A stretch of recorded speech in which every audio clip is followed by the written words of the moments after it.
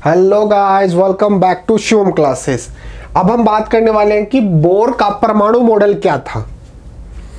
जो हमने पिछली क्लास में बात की थी वो बात की थी कि भाई रदरफोर्ड का परमाणु मॉडल क्या था और उसके अंदर क्या क्या कमी थी। तो उसके अंदर सबसे बड़ी कमी क्या थी, उससे पहले एक अनाउंसमेंट है कि अगर आपको अपनी क्लास का कंप्लीट स्टडी मटेरियल चाहिए हो तो अभी प्ले स्टोर से शिवम क्लासेस ऐप डाउनलोड कर लीजिए। उसके अंदर सब कुछ आपको फ्री में अवेलेबल होगा। तो देखिए, जो रदरफोर्ड का परमाणु मॉडल था उसके अंदर सबसे बड़ी प्रॉब्लम जो थी वो क्या थी, उन्होंने बोला कि भाई जो इलेक्ट्रॉन होते हैं, किसी भी परमाणु के अंदर जो इलेक्ट्रॉन होते हैं वो नाभिक के चारों तरफ चक्कर लगाते रहते हैं। इस प्रकार से ये क्या कर रहे हैं, इलेक्ट्रॉन चक्कर लगा रहे हैं। ठीक है, ये किसने बोला था? ये था रदरफोर्ड का।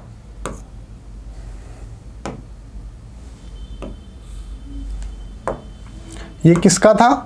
ये था रदरफोर्ड का। तो रदरफोर्ड से पूछा गया कि भाई अगर ये चक्कर लगा रहे हैं तो इसके अंदर जो ऊर्जा है, तो धीरे धीरे जब कोई चीज चलती है तो ऊर्जा का ह्रास तो होता ही है, ऊर्जा तो खर्च होती है। तो धीरे धीरे इनकी ऊर्जा कम होनी चाहिए और एक समय ऐसा आना चाहिए कि इनकी ऊर्जा हो जानी चाहिए शून्य, यानी कि पूरी ऊर्जा खत्म हो जानी चाहिए। उस स्थिति के अंदर ये इलेक्ट्रॉन जो है इसके चारों तरफ चक्कर लगा रहा है, ये पूरी ऊर्जा खत्म करने के बाद नाभिक से टकरा जाना चाहिए, जिससे क्या होगा, जो परमाणु है उसका अस्तित्व ही खत्म हो जाएगा। अस्तित्व क्या हो जाएगा? खत्म हो जाएगा। लेकिन हम जानते हैं कि परमाणु का या किसी भी तत्व का अस्तित्व खत्म नहीं होता है, वो हमेशा वैसा का वैसा बना रहता है। तो इस चीज को इन्होंने नहीं समझा पाए कि अपने मॉडल के अंदर कि भाई इलेक्ट्रॉन अगर इसके चारों तरफ चक्कर लगा रहे हैं तो इनके लिए ऊर्जा कहां से आ रही है, और धीरे धीरे जो ऊर्जा है वो खत्म होनी चाहिए, और अगर ऊर्जा खत्म हो रही है तो अंत के अंदर जीरो हो जानी चाहिए और इसका अस्तित्व ही खत्म हो जाना चाहिए। लेकिन ऐसा नहीं होता है। आप अपने मॉडल में कैसे समझाओगे? तो ये तो समझा नहीं सके। फिर आए अपने बोर। वैज्ञानिक बोर जो थे, उन्होंने रदरफोर्ड के ही, जो रदरफोर्ड का जो परमाणु मॉडल था उसको ही थोड़ा बहुत मॉडिफाई कर दिया, थोड़ा बहुत परिवर्तित करके, और उस चीज को समझा दिया। इन्होंने क्या बोला कि भाई परमाणु का नाभिक जो होता है उसके चारों तरफ होती है कक्षाएं, इस प्रकार से अलग अलग कक्षाएं, और कोई भी जो इलेक्ट्रॉन होता है वो एक निश्चित कक्षा के अंदर चक्कर लगाता रहता है। ऐसा नहीं है वो कहीं पे भी चक्कर लगा लेगा, यहां यहां, ऐसा नहीं होता। एक निश्चित कक्षा के अंदर इलेक्ट्रॉन चक्कर लगाता रहता है, और उस निश्चित कक्षा के अंदर इलेक्ट्रॉन जो है चक्कर लगाते हुए उसके अंदर ऊर्जा का ह्रास नहीं होता, ऊर्जा की कमी नहीं होती। जब इलेक्ट्रॉन नाभिक के चारों तरफ चक्कर लगा रहा है तो वो एक निश्चित कक्षा के अंदर चक्कर लगाता है, और उन निश्चित कक्षाओं के अंदर इलेक्ट्रॉन उन चक्कर लगाने के कारण उसके अंदर ऊर्जा की कमी नहीं होती है। तो ये तो जो रदरफोर्ड थे, जिस चीज को समझा नहीं सके उस चीज को किसने समझा दिया? बोर ने समझा दिया कि भाई इसके अंदर कक्षाएं होती हैं इस प्रकार से। जैसे ये हो गई एक कक्षा, फिर ये दूसरी कक्षा, तीसरी कक्षा, चौथी कक्षा, इस प्रकार से कक्षाएं होती है।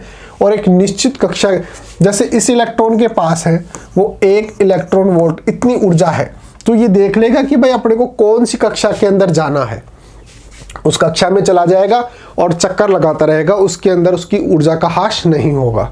इस प्रकार से किसी के पास 2 इलेक्ट्रॉन, इस प्रकार से जो ऊर्जा है वो इलेक्ट्रॉन जो है वो एक निश्चित कक्षा के अंदर चक्कर लगाते रहते हैं, और उसके कारण इनकी ऊर्जा के अंदर ह्रास नहीं होता है, वो लगातार चक्कर लगाते रहते हैं।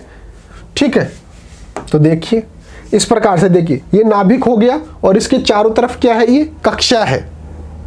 जैसे पहली जो कक्षा है उसको नाम दे दिया K, और दूसरी कक्षा L, तीसरी को M, इसको N, इस प्रकार से इन्होंने नाम दे दिया।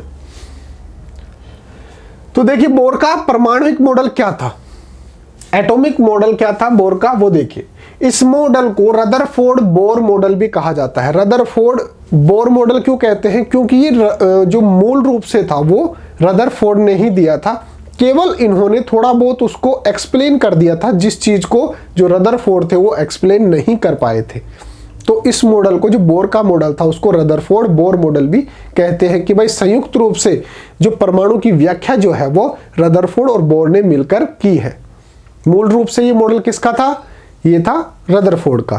फिर उसके अंदर जिन चीजों को वो नहीं समझा पाए उन चीजों को बोर ने समझा दिया। अब क्यों बोला जाता है? क्योंकि यह रदरफोर्ड के परमाणु मॉडल में कुछ स्थितियों में सुधार व नवीनीकरण, कुछ चीजों के अंदर सुधार कर दिया कि भाई जिन चीजों को वो समझा नहीं सके थे उन चीजों को इन्होंने समझा दिया, और नवीनीकरण कुछ चीज नई लेकर आए। जैसे कक्षाओं का जो मॉडल था, भाई इसके अंदर कक्षाएं होती हैं, वो चीज उसके मॉडल में नहीं थी, तो उन्होंने कुछ चीजें नई ऐड की, कुछ नवीनीकरण करके बनाया गया था। रदरफोर्ड के परमाणु मॉडल में कुछ तथ्यों की अनुपस्थिति का अंदाजा लगाकर कुछ चीज ऐसी थी, जैसे उसकी जो कक्षाएं थी वो उन्होंने नहीं बताया था रदरफोर्ड ने कि भाई जो नाभिक होता है उसके चारों तरफ कक्षाएं पाई जाती हैं। तो बोर ने क्या किया कि जो प्लांक का क्वांटम मॉडल सिद्धांत था, किसका? प्लांक का क्वांटम मॉडल सिद्धांत था, उसके आधार पर बोर ने 1913 के अंदर जो परमाणु का मॉडल था वो प्रस्तुत किया।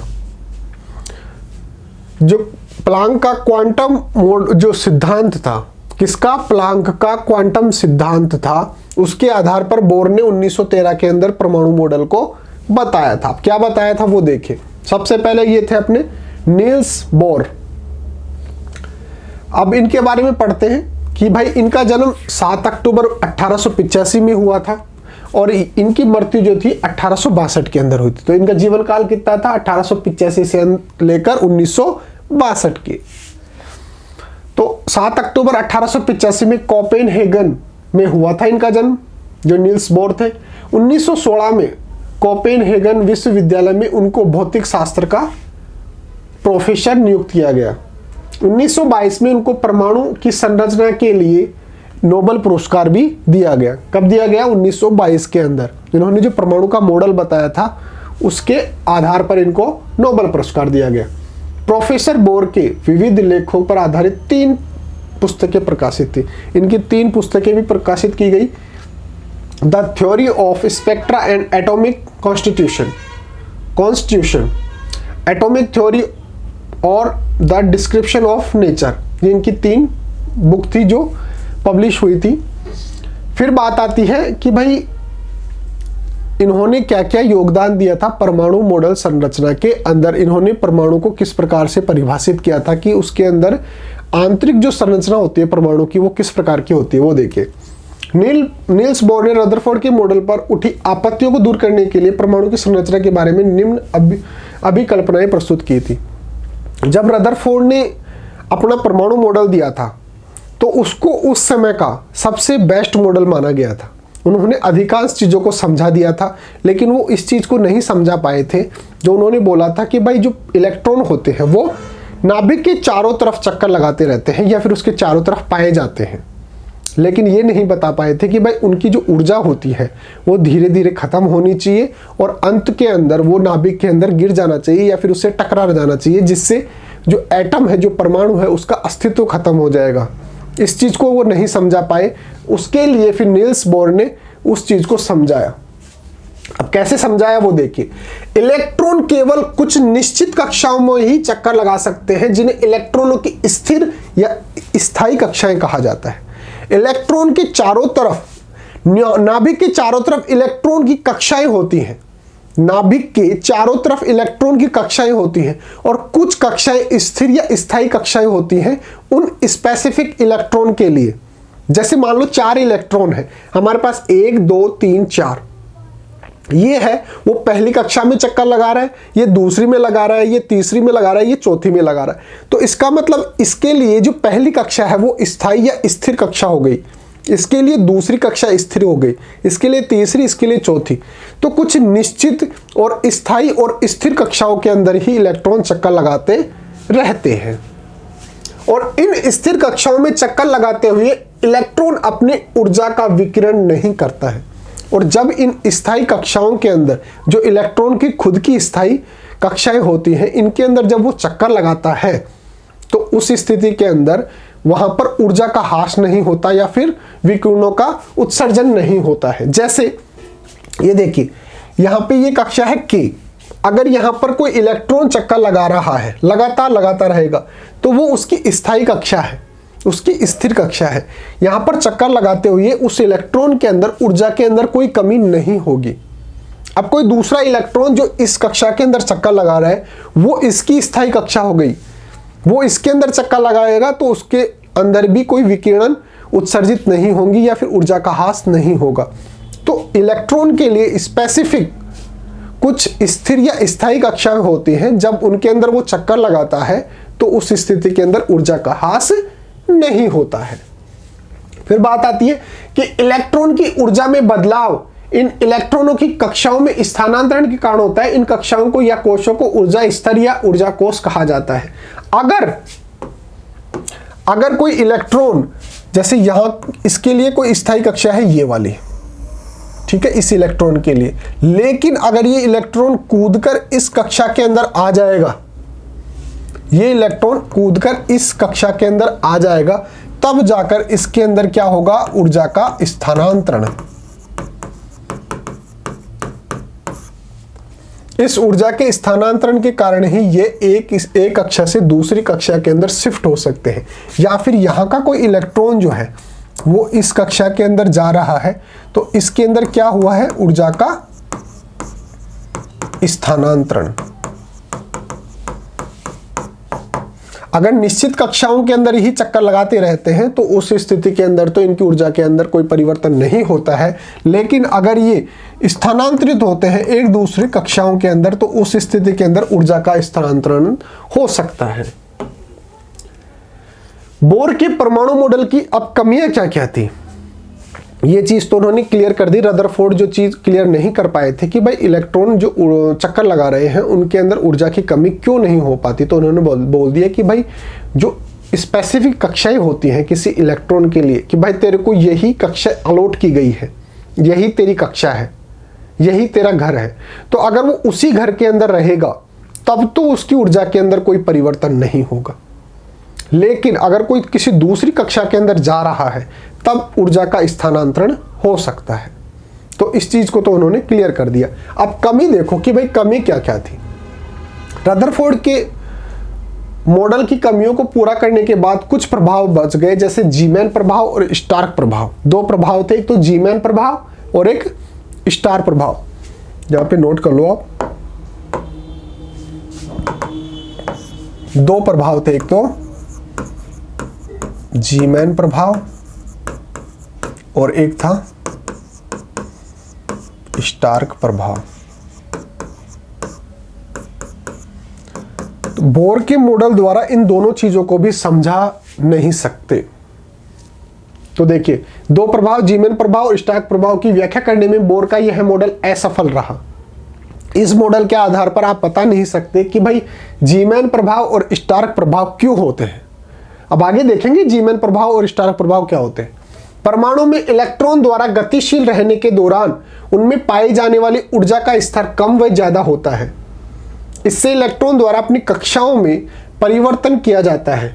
इस कारण स्पेक्ट्रम रेखाओं का सर्जन होता है। चुंबकीय प्रभाव वाले क्षेत्र में इन स्पेक्ट्रम रेखाओं का विभाजन होता है। इससे पड़ने वाले प्रभाव को जीमैन प्रभाव कहा जाता है। ये क्या बोल रहा है कि भाई जब किसी कक्षा के अंदर वो चक्कर लगा रहा है, लगाते लगाते अगर उसकी ऊर्जा थोड़ी सी ज्यादा हो जाती है तो वो उच्च कक्षाओं में चला जाता है। जैसे वो पहली क्लास में है, मान लो उसके पास थोड़ा सा नॉलेज ज्यादा हो गया पहले क्लास में पढ़ते पढ़ते, तो वो दूसरी क्लास में चला जाता है। या फिर दूसरी क्लास में पढ़ रहा है लेकिन फिर भी उसका नॉलेज कम हो गया तो वो दूसरी से सीधा पहली में आ जाएगा। कहने का मतलब ऊर्जा के अंदर क्या हो रहा है, परिवर्तन हो रहा है, जिसकी वजह से उनका जो ऊर्जा स्तर है उसके अंदर भी क्या हो रहा है, परिवर्तन हो रहा है।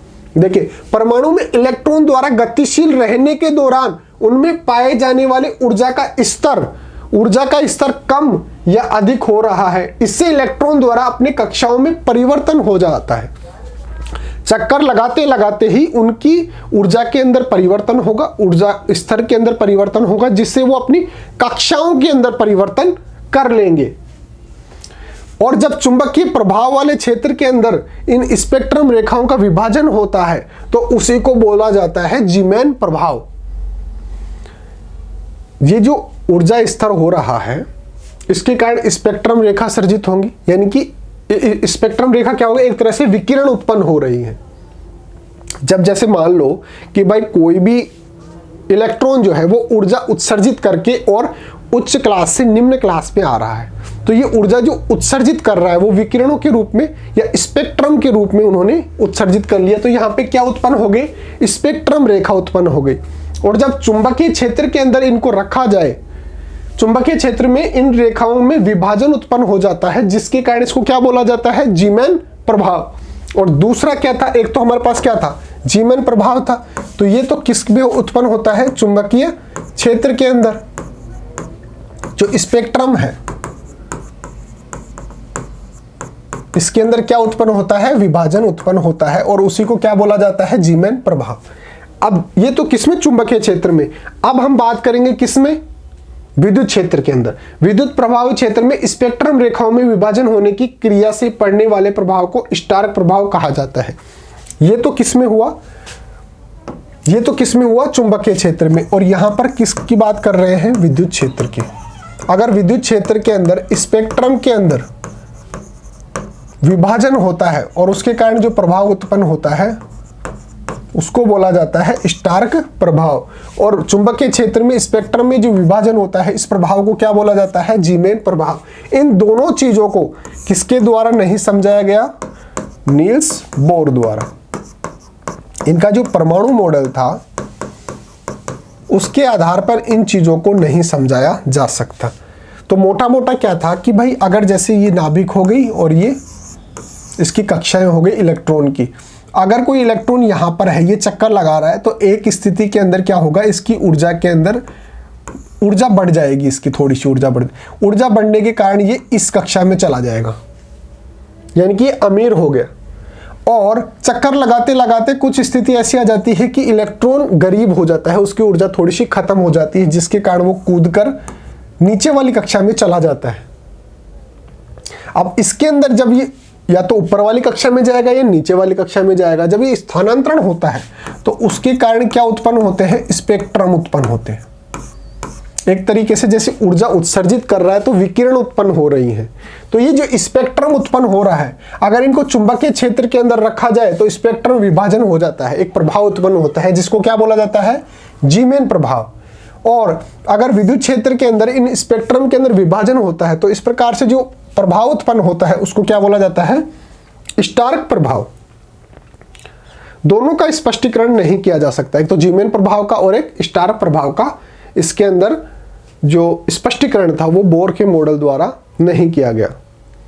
तो इस टॉपिक में इतना ही था। ये था बोर का परमाणु मॉडल, जिसके अंदर उन्होंने ये बताया कि कोई भी जो इलेक्ट्रॉन जो होता है नाभिक के चारों तरफ एक निश्चित और स्थायी कक्षाओं के अंदर चक्कर लगाता रहता है, और अगर वो खुद की स्थायी या स्थिर कक्षाओं के अंदर इलेक्ट्रॉन है और उनके अंदर चक्कर लगा रहा है तो उसकी ऊर्जा के अंदर किसी भी प्रकार का कोई परिवर्तन नहीं होगा, यानी कि ना तो वो कम होंगी ना वो ज़्यादा होंगी। कहने का मतलब ऊर्जा का उत्सर्जन नहीं होगा, ऊर्जा खत्म नहीं होगी उनकी। वो चक्कर लगाते रहते हैं, जीवन भर वो चक्कर लगाएंगे तो भी उनकी ऊर्जा खत्म नहीं होगी। तो ये उन्होंने क्या कर दिया, रदरफोर्ड जो नहीं कर पाए थे एक्सप्लेन, उस चीज़ को एक्सप्लेन कर दिए। लेकिन इनके मॉडल के द्वारा जीमैन प्रभाव और जो स्टार्क प्रभाव था उसका स्पष्टीकरण नहीं किया गया था, इसलिए ये इसके अंदर दो कमी रह गई थी कि भाई जीमैन प्रभाव और स्टार्क प्रभाव को स्पष्ट कीजिए अपने परमाणु मॉडल के द्वारा, तो वो ये नहीं कर सके थे। फिर भी अगर आपको ये टॉपिक समझ में नहीं आता है तो आप कमेंट करके पूछ सकते हो, या फिर हमारी ऐप डाउनलोड कर लीजिए शिवम क्लासेस। इसके अंदर आपको सब कुछ फ्री के अंदर अवेलेबल होगा, चाहे वो नोट्स हो, चाहे वो वीडियोस हो, चाहे मॉडल पेपर हो, एनसीईआरटी सॉल्यूशंस हो, प्रीवियस ईयर के पेपर हो, एमसीक्यू टेस्ट हो, सब कुछ फ्री के अंदर है शिवम क्लासेस ऐप के अंदर। Okay guys, thank you so much.